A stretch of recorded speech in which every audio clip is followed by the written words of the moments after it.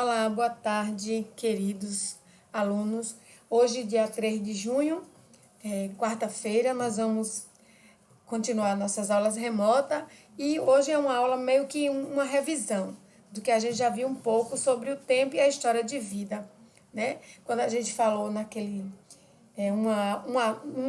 numa outra aula de história, desculpem, em uma outra aula de história, nós falamos sobre as fases da criança, né?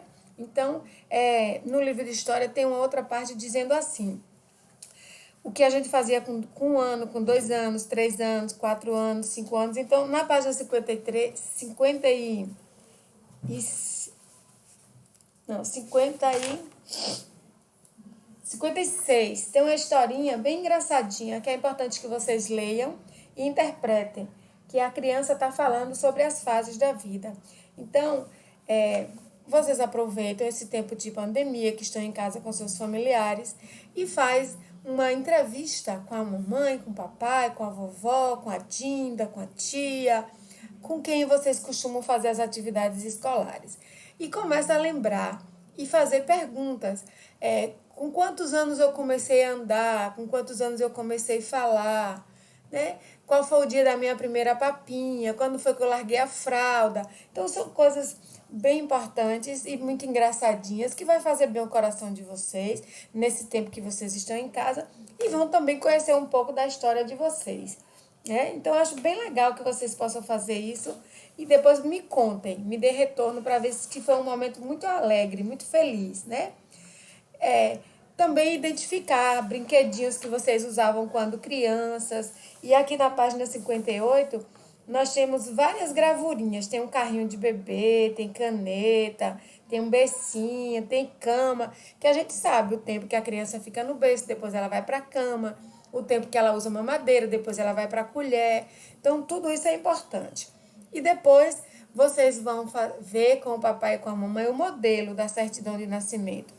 Aquele documento que toda criança recebe logo ao nascer. Hoje, para sair do hospital, a criança já sai com esse documento, né? Que nele consta o nome do pai, nome da mãe, nome dos avós maternos e paternos, o nome da criança, o hospital que nasceu. Bem legal, tá bom? Esses documentos são importantes porque depois dele é que vem outros documentos, como identidade, CPF, carteira de habilitação, título de eleitor, etc. Esse exercício da aula de hoje vai estar constado na página de 56, né?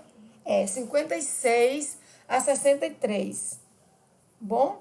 Um beijo para cada um. Desejo que Deus esteja sempre com vocês. E aquela mensagem querida que a Pro deixa.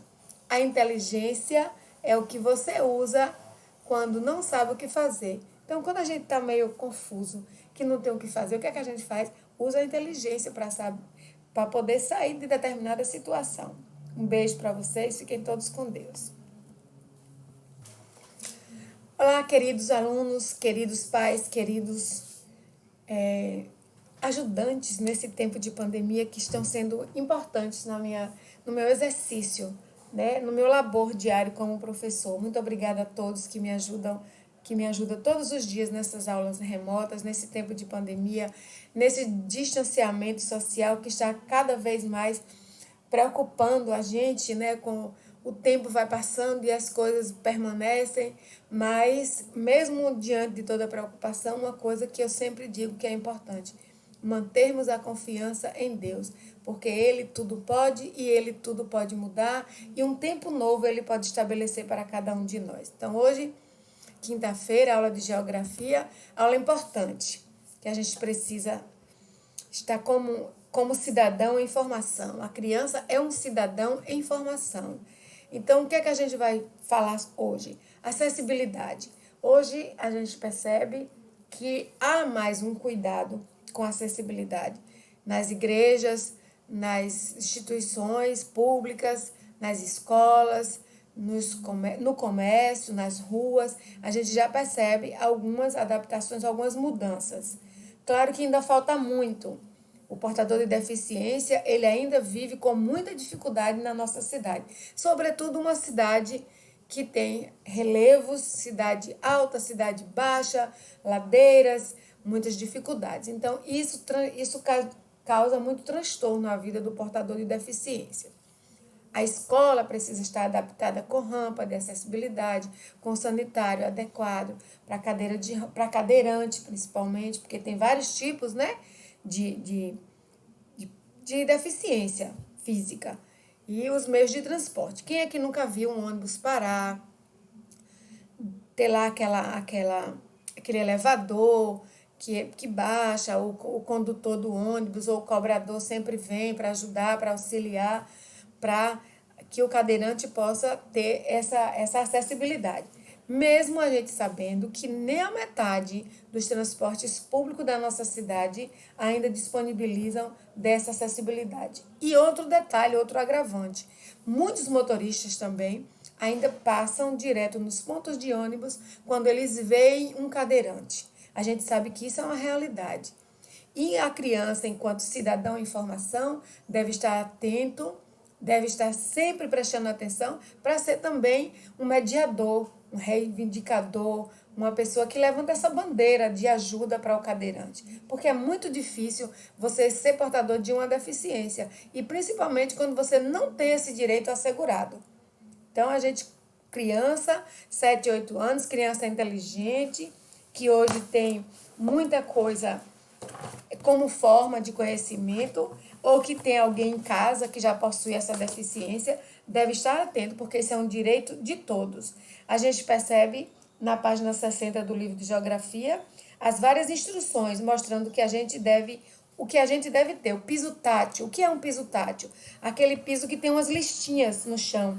Porque quando a gente pisa, então a gente sente na sola do sapato, né, o tato. A pessoa que tem deficiência visual, a comunicação dela, em sua grande parte, é pelo tato. Ele pega uma coisa com a mão, ele sente a espessura, ele identifica aquela coisa. Então, é o pé.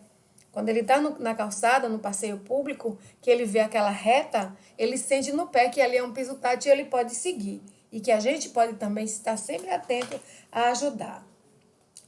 Todos os meios de transportes devem estar...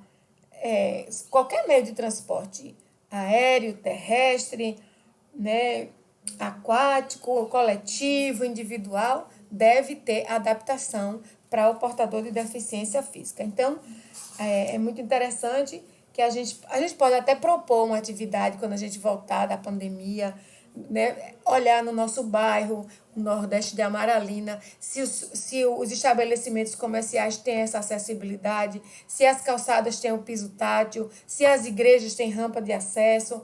A gente pode fazer uma aula bem dinâmica na rua, trazendo essa informação para a gente, e que a gente pode até elaborar um projeto, encaminhar para a prefeitura, encaminhar para o governo do estado, porque nós somos cidadãos e o cidadão tem o dever de cobrar aquilo que é de direito, ok?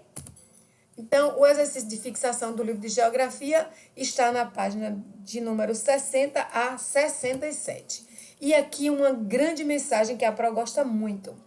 A educação é a arma mais poderosa que você pode usar para mudar o mundo. Quem disse isso foi Nelson Mandela, um grande cidadão do mundo que lutou pela educação, pela igualdade social e contra o racismo. Ele foi uma pessoa que ele viveu na pele essa discriminação e ele lutou, ele deu a sua própria vida em benefício do outro. Então, é uma pessoa inspiradora, é um ser humano que a gente deve ler e aprender sobre ele para que a gente possa trazer os bons exemplos para a nossa vida. Um beijo grande a todos, fiquem todos com Deus e não esqueçam, nós vamos estudar para voltar ainda melhores.